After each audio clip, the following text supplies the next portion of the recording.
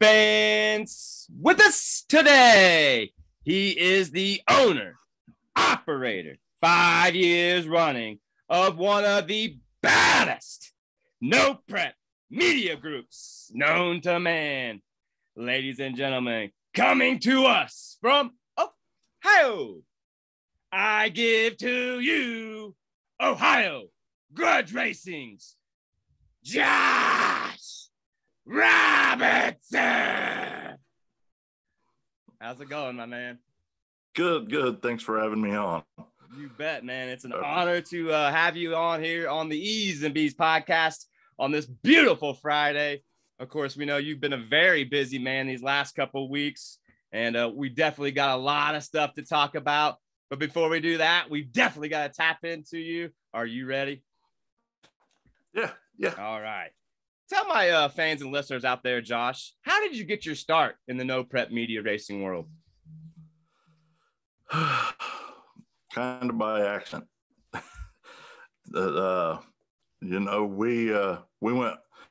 We've kind of dabbled, and then COVID happened, and we just went hard into it at that point.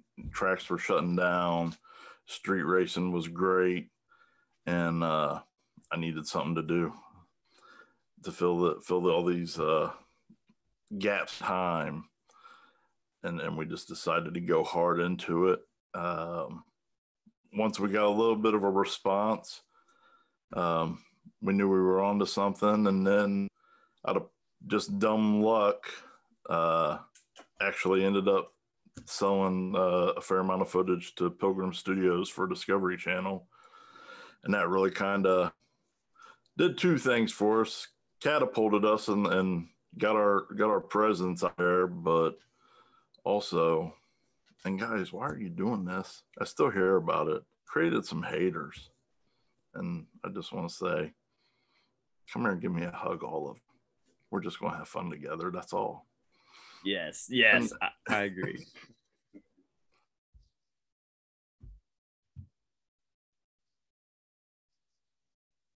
For us, really was not craft, not skill, just dumb luck.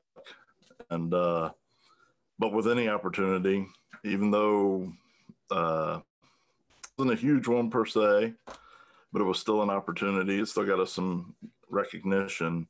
And at that point, we decided to really just go after it. All the signs were pointing towards keep going this direction, and nothing since then has told me to stop. So we're just full tilt. Yeah, I can absolutely agree with you. Myself included, been following you now for a little over 2 years. You know, things obviously, like we spoke, 5 years running. It's a hard job people don't see. Going track to track, race to race, getting all the pictures, all the coverage, putting in all the effort. And then, of course, like you said, the merch stuff comes along with it. There's just so much tied in. But to show the passion and the love that you got, obviously, you know, behind you, there's a prime example. But in my opinion, it's what draws the outsiders in as well. When they see these smaller media groups, you know, coming from nothing, and like you said, boom, it's just kind of like got lucky, and look, here I am. I love this. It's one of my favorite things to do is bring people like you on the E's and B's podcast so we can promote stuff like you or the races and stuff that you put on, because I feel like there's not enough light shined on it. And if it wasn't for people like you, it'd be hard for myself, you know, 1,800 miles away to keep up with this stuff. And that's, you know, what we're here about today. So very, very cool stuff, Josh. I got to ask you this though. What's your favorite part of the no prep media? You know, for a while, selfishly, I'll admit it was the access. You know, there once we kind of got a name for ourselves, and I know I'm the only one on here, but it's not just me. You know, we have Josh Duncan, obviously Chris Lane, and then we have lots of friends who we stuff with, you know, pretty regularly, like Limpy, Happy, Youngsted, SR Street Racing Channel. I mean, they're probably, I don't know who's much bigger, Yeah. I don't know who's bigger than those guys, 13, No 20, yeah. Not many, but, so we have friends that have helped along the way. We learn a lot from each other and have a lot of fun. So it really is like I've learned, I love the racing, but as far as if you're saying just the media part of it, uh, I've learned to really enjoy the community of other media outlets, but B, now it's not so much the access to tracks or a good spot in the film. It's more the fans that we're going to accumulate and the access that we have to their lives. Yeah. I see people all the time and they talk to us and they tell us, we get to know them personally. We have lots of personal conversations, and it's amazing, really. It's humbling that people want to share their lives with us and build relationships with us. And, everybody just has become family, and it just grows the race, every event. And I think that's probably the most important thing, or the thing I'm most grateful and excited about every race, is who I'm going to meet and hang out with. Even though sometimes, like this weekend, I work a full-time job, so I got up at 4 a.m. on Friday, excuse me, to work. Got off there at 2:30, drove 3.5 hours straight over to Indiana for the Big End Banger. Was there till 1.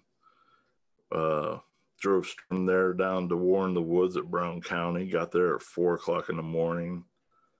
And thought I was going to go straight to sleep, but then you see everybody and you want to catch up. And I ended up going to sleep at like 6:30, waking up at 7:30, 8 o'clock, and doing it all over again until about 5 o'clock this morning, when I finally got to go to sleep for about 4 or 5 hours. So sometimes I drag a little bit of ass, and I appreciate everybody's patience when my brain's not necessarily working at the track. It really is it's a haul sometimes, man. And even then, when I'm a zombie, they're like, man, you look tired.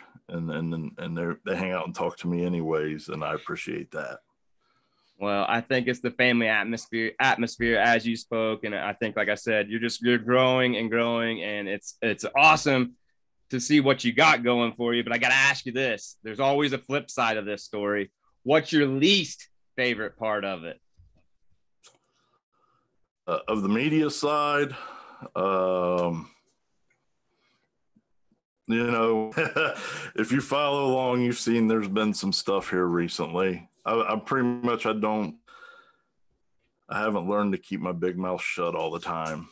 And I will say, without a lot of specific details, the thing I hate about the media world right now is all the vultures that's brought out. You can very easily tell who's passionate about racing, who's been around racing. It takes 5 minutes to have a conversation with somebody and know if they're about that life or not.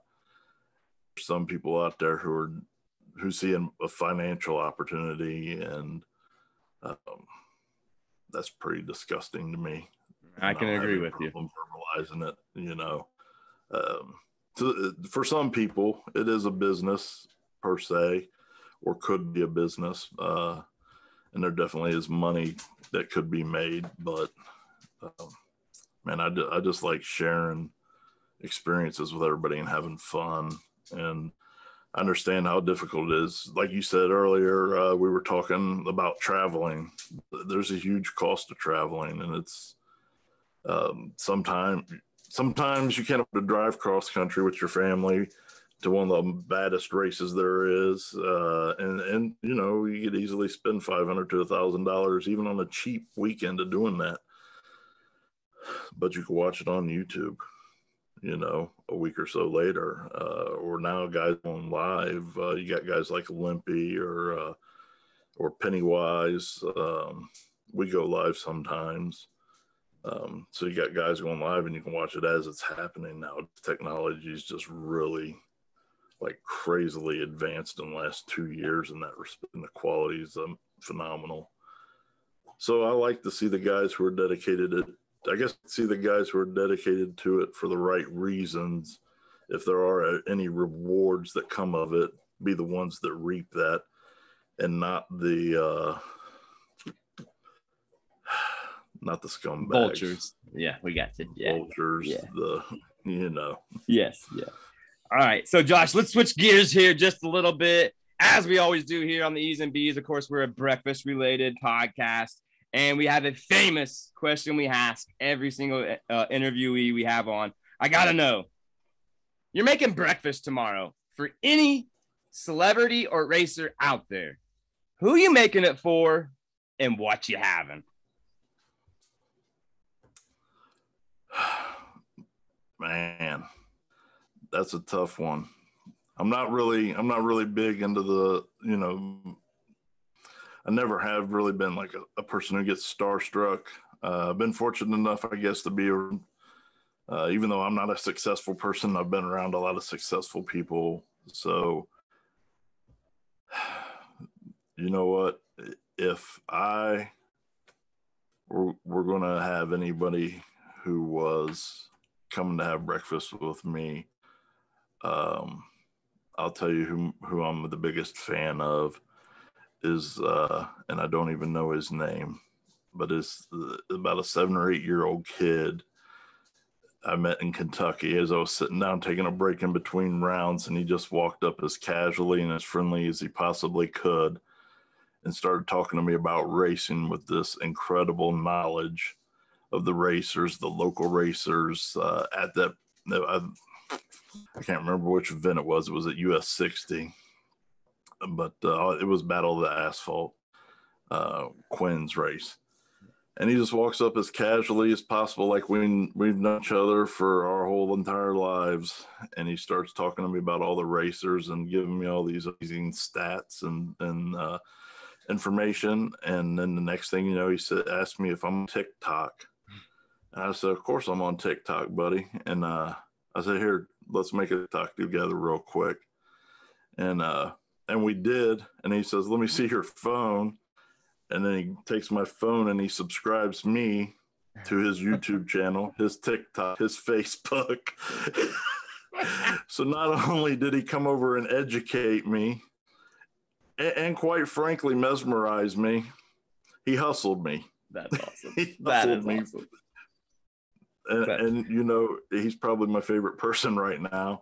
If he comes, I'm known for he can come for breakfast, and I make phenomenal French toast, and nice.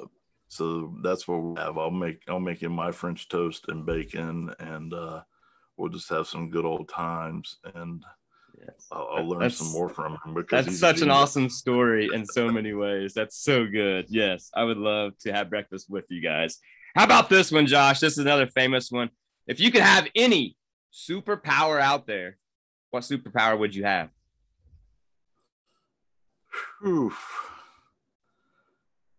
Man, that's kind of a tough because I am a little bit of a sci-fi nerd and superhero comic book, old school, back in the 80s, a little bit of a nerd.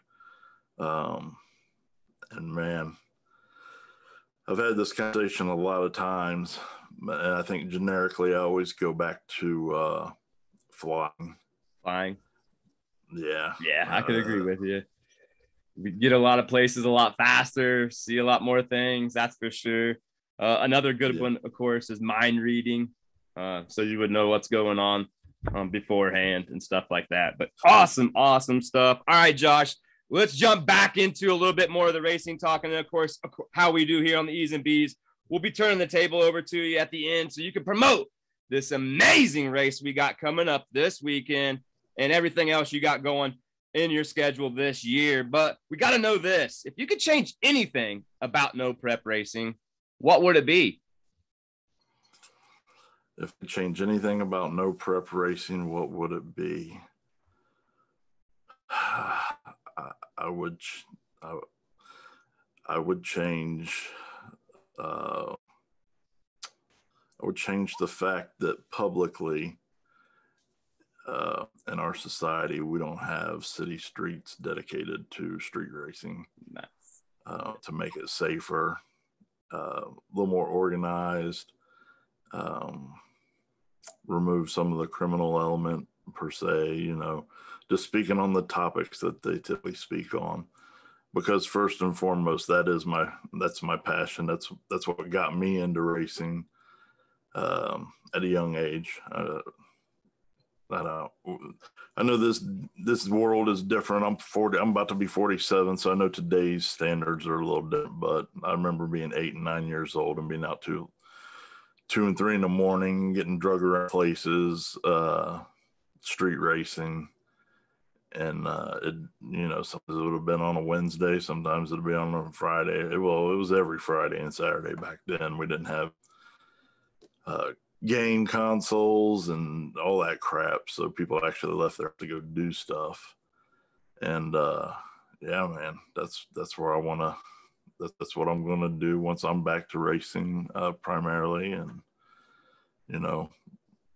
so if any government officials are listening, help us out. Yes, I think that's a brilliant idea, Josh. We definitely need to get a petition going for that and get that movement going right now. I agree. And I know that you've been working hard to get back to the racetrack. We'll definitely be having you on, hopefully, in the future to talk about that side of the world you got going. But keeping things going here, just a couple more before I turn it over to you. I got to know, what's your favorite race to cover every year? If it's a track race, probably my absolute favorite, even though it's not mine, is War in the Woods in Brown County, Indiana. It is I don't know. It has the most electrifying atmosphere. Standing there looking down into the track, it just invoked it creates it invokes an emotional response in people like no other. It's very hard to describe. You can watch every time I'm down there, and I've been going since the first one. Every time that I go down there and I meet people who are like, man, I've never been down here before, and you're right. It's just, you have to be there to experience. The air is different. The whole atmosphere is different. And I can't wait to race there this September. Yeah, I think it's going to be awesome stuff in there in September. Hopefully us here at the E's and B's will be able to get down there and attend that as well and be part of that amazing race there in War in the Woods. But I got to know this, Josh. With all the races left on the schedule this season, if you were to tell the fans and listeners out there one race not to miss, what is it? Uncaged. That's our race. Last year, when everybody, we were fortunate, and we put together not the largest, so don't light me up in the comments, but we did put together one of the large no prep races in Northern America last year. And I think that's helped catapult a lot of things to some of the stuff you see now, where people know that it's actually possible. And again, it was just another scenario of dumb luck. I think, I go out and beat the pavement and talk to everybody face to face, and everybody always, last year was a turning point. I think guys like Digger Die, they were definitely the pioneers of getting 100 cars to show. And now other people are realizing that is possible, just like anything else. So I think this year, Uncaged is going to be a phenomenal race. We have, I usually don't try to predict who's coming or anything like that, but I have a lot of amazing racers committed to come. We don't do lock-ins. Last year did not disappoint, and this year is going to be even bigger and better than ever. There you have it, folks. Uncaged. He's claiming the race you must see before the end of the season this year. But before we get to the end of that, I know we got some special stuff going down this weekend. So what I'm going to do right here is I'm going to turn the tables over to you, Josh, and I want you to let the fans and listeners know what's going on this weekend and what else is up your sleeve for the rest of the season. So, yeah, something new that we're doing. See if I can get this to focus. Is the World Series of No Prep. And what we did is a new concept. You know, a lot of players do races by themselves, even if they have a series that goes from different tracks. And it creates usually creates some turmoil and conflict in the industry. So what we wanted to do was bridge a lot of gaps with a lot of different promoters. And so we have 7 races scheduled this year, 4 different states, which would be Ohio, Indiana, Kentucky, and Michigan. And the baddest no prep race promoters in that region have all kind of banded together. I mean, we're all friends. I've actually, most of us have become pretty close friends over the years. So why not do something to help build your brother up too, you know? So the whole purpose is to help get racers from Kentucky who've never been to a Michigan race to travel up there to Michigan and experience some new stuff. Indiana to Kentucky, et cetera, you know. We already have, so the first race hasn't even went off yet. And next year I already have tracks in North and South Carolina and Tennessee who want to be involved as well. So we start off with a point system. And as you travel these different events to different races across the region, excuse me, you accumulate more points. And at the end of the year, there's a lot. So let me scale it or go back a second. Sorry. So we take part of the tech card money and add sponsor money to it. And then, so at the end of the year, we're paying out the top 3 in every class, just first place. All these guys have also agreed to add a loser's bracket or second chance race or whatever you want to call it. Because I asked tons and tons and tons of racers last year, you know, what do they want? Let's not make these races about, you know, what we think is best. Let's ask the racers what they want. Legitimate responses. I mean, I've heard some doozies, but legitimate response pretty much summed up to guys hate to travel 8, 10, 12 hours to go out for a round and then have nothing to do. So everybody that's part of the World Series of No Prep agreed to, if they didn't already, to add a buyback race. Another main concern was first place, the only person that got money. Makes sense, especially some of these races now where these no prep races are starting to actually get some good money. You split 10, 15, 20 grand up on a pot 3 ways, and everybody still gets a good chunk. And you know, there's more incentive for race to come out at that point because there's more opportunity. So we kind of combined all of that into the World Series of No Prep, that were those mentalities into the World Series of No Prep, where it's not built around participation trophies. We don't have, none of the classes have a lot of rules. I don't want to restrict innovation. I don't want to punish people for effort. So pretty much basic safety parameters have to be applied to your vehicle. And for instance, on a small tire class, steel roof and quarter, no wheelie bars, 28, 10, 5, non-W. Those are the only rules. No all-wheel drive. So you're limited in any way. Obviously, you can't, you know, what falls in that basic safety rules, you know, is kind of a catch-all for stupid stuff like unsecured weight, you know, blatantly stupid stuff, trying to race without a race suit or a roll cage. But I mean, I really don't want to restrict any kind of innovation or anything. There's some pretty crazy cars being built right now, no prep specific, that look odd or defy conventional race car building.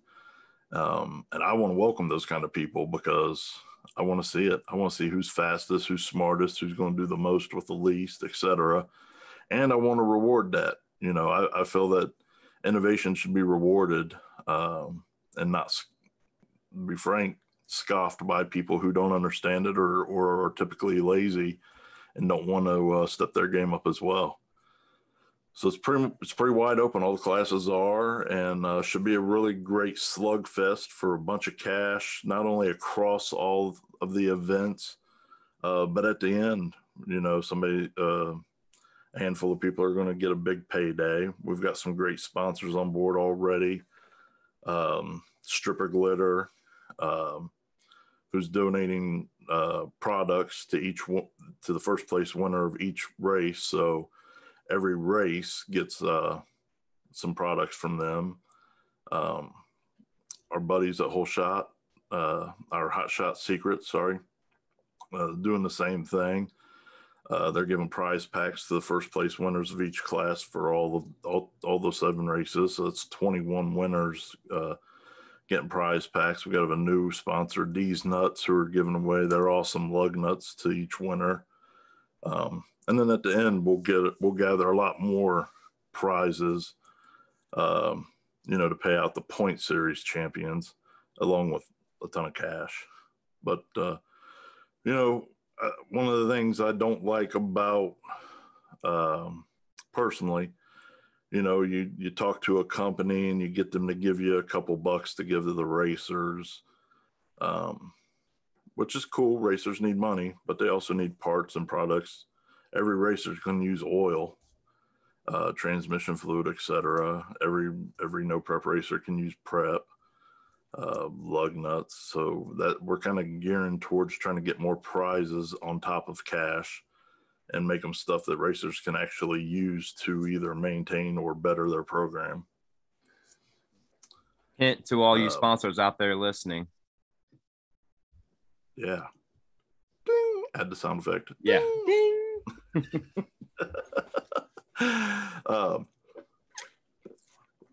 So we have an amazing lineup. We have races at places like US 60 Dragway, Tad and Jim's of Magnolia in Ohio, Muncie Dragway in Muncie, Indiana, National Trails in Heath, Ohio, Milan. Thank God Milan in Michigan has opened back up this year, and they've had a slight delay at this point in 2022, but I believe they'll be open in the next couple of weeks for racing again. And I love Milan, and I'm ecstatic that, you know, they went through a lot of troubles over the last couple of years, and I'm just ecstatic that A, it's going to stay a track, and B, the Detroit Hood TV's PYOP event is going to be happening there, that the new owners see and appreciate Mike's efforts and allow that race to continue, because that's one of my favorite races of all times. War in the Woods at Brown County Dragway in September, and then Cash Days of Kentucky with our buddy Happy down at Decker Brothers in Kentucky, Litchfield, Kentucky, will be the finale, and that's where everybody will get the big payday. And trying to think, I still haven't figured out just yet. I think I'm going to either find some sponsors to help us buy some crowns or a heavyweight belt or some sort of cool trophy other than just a plastic Camaro on some shiny, flashy pieces of wood and marble. Yeah. But man, I'm telling you, if you come home with that if you come home with a cool crown or heavyweight belt, mama gonna smile. Amen to that. Amen to that. Well, awesome stuff, Josh. I don't want to keep you much longer, but I got to ask you one last question before I let you go and give a shout to all your sponsors. When it's all said and done, what do you want the Ohio Grudge Racing and Josh Robinson legacy to be? I think genuinely, I just want people, I want people to think of us as a source of information on stuff that they may not have been able to attend. And I mean, selfishly and probably, I'd probably just like to think that maybe we help someone be a little happier or enjoy a little more pleasure of some sort, and maybe we've made them smile, or maybe we've brought them information that they wanted to know, and it benefited their life some way. Man, that's awesome. And there's nothing more that you can ask than that. And like I said, I think it's been an awesome watching you grow as a great media group, and of course a great racer here in the future as well. Make sure, folks, if you have any special time put aside, you go check out Ohio Grudge Racing live there on Facebook. Where else can they find you at there, Josh? We're everywhere. Facebook, Twitter, Instagram, TikTok, YouTube, you name it, we're there. And more likely than not at your local track some weekend. Awesome. Well, you want to give a shout out to any of your sponsors